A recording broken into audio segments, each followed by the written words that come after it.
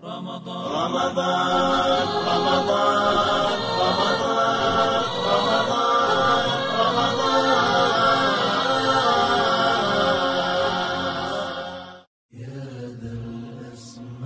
le Ramadan, qui est le mois du Coran, le mois du pardon et de la miséricorde, le mois du jeûne, le mois des prières nocturnes, le mois de l'amour et de la fraternité des musulmans approche. Ce mois est à la porte.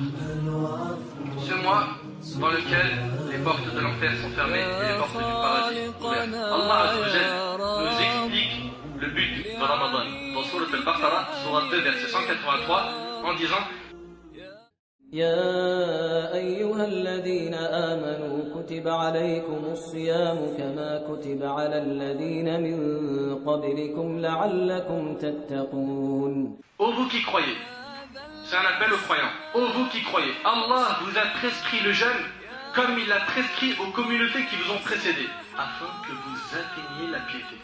Voilà le but de Ramadan. C'est aussi que tu te trouves là où Allah veut et tu t'éloignes des endroits qu'Allah déteste. Ça, c'est quelqu'un de pieux. Allah, il aime que tu sois à la mosquée, tu es à la mosquée. Allah déteste que tu vas dans des pubs, chicha, dans des boîtes de nuit, tu n'es pas là-bas. Il s'agit du mois pour lequel on se prépare bien, très très bien. Et pendant ce mois, tu dois être comme tu ne l'as jamais été. Ce mois, je veux que tu sois plus que motivé. Je veux que tu te transformes. Ce mois, c'est le tremplin de la foi.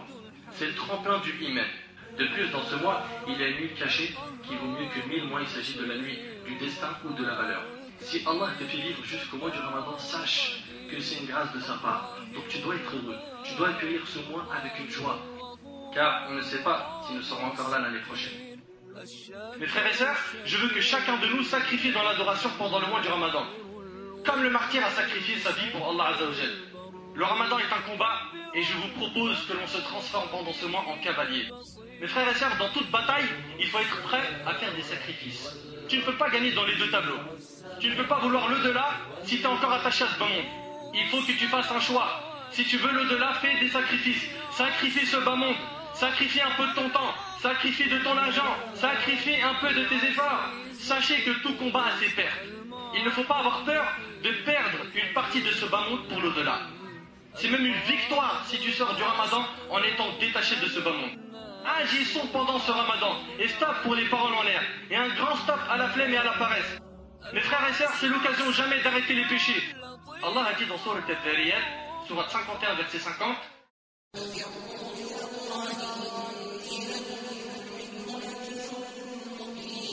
fuyons vers Allah en faisant ce qu'il aime, car il n'y a que lui, subhanahu wa ta'ala, qui peut nous protéger de son châtiment. Il faut que nos cœurs soient les plus attachés à la religion.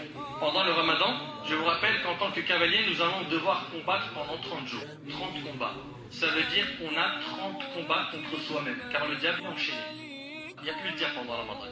T'as un seul diable à tuer, c'est celui qui est à l'intérieur de toi-même. T'as 30 jours pour le mettre KO.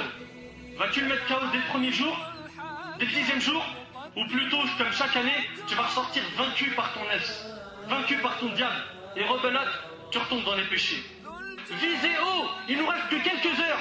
Vise haut. Me dis pas, je vais me contenter d'écouter, faire ce que je peux, je vais jeûner. Non, lève la barre haute. Essaye dès maintenant de prévoir, de faire énormément de bien. Lis le Coran, visite les malades, fais la da'wah, transforme-toi en un instrument utile pour cette communauté. Fais des aumônes, sois bon envers tes parents, envers les musulmans et même avec les non-musulmans afin de les appeler à l'islam. Et on t'invite à jeûner même si tu ne pries pas. Et tu seras jugé pour chacun des deux. Et fais très attention. Et ne sois pas bête en disant si je prie pas, ça sert à rien, je jeûne. Fais l'inverse. Dis si je jeûne, Inch'Allah, je vais prier.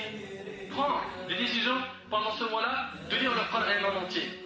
Prépare une somme d'argent pour les sadaqat, les aumônes que tu vas faire pendant Ramadan, pour nourrir les pauvres. Certains, alhamdoulilah, ils sont intelligents. Les 10 dernières nuits, ils dorment dans la mosquée. Ils font ce qu'on appelle al-i'tikaf, la retraite pieuse ou la retraite spirituelle. Et celui qui prie avec l'imam de Tarawih, qui dure 1 heure, il a une énorme comme récompense. Vous savez c'est quoi sa récompense? Selon Abi Dharr, le prophète a dit, quiconque prie avec l'imam jusqu'à ce qu'il termine, Allah lui inscrit la récompense de celui qui a passé toute sa nuit en prière. Fais la da'wa autour de toi, appelle les gens au bien, apprends-leur la prière, la lecture du Coran, dis-leur, priez le tarawih. Et pendant qu'ils prieront, tu récolteras toutes les hasanats qu'ils auront sans que leurs bonnes actions ne soient diminuées. Et de ce fait, tu auras assuré ton ramadan.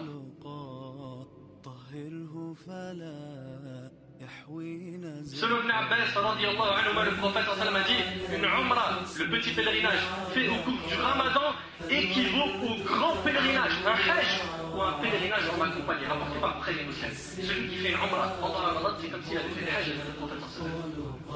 T'imagines un petit peu? C'est le top. Alors là, celui qui frappe dans la umrah pendant le ramadan, bingo, t'as gagné.